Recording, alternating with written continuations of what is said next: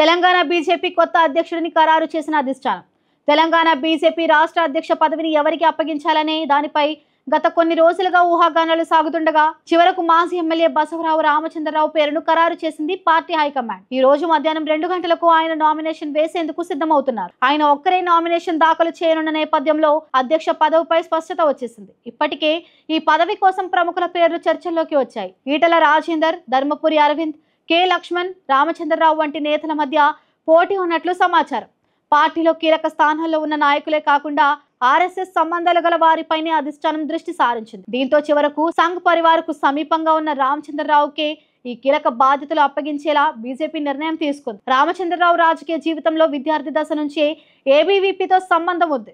ఆయన గతంలో ఎమ్మెల్సీగా పనిచేయడంతో పాటు పార్టీలో బలమైన బేస్ ను కలిగి ఉన్నారు. ప్రస్తుతం తెలంగాణలో పంచాయతీ ఎన్నికలు సమీపిస్తున్న తరుణంలో రాష్ట్ర పార్టీకి స్థిరమైన నాయకత్వం అవసరమన్న ఉద్దేశంతో హైకమాండ్ ఈ నిర్ణయం తీసుకున్నట్లు తెలుస్తోంది.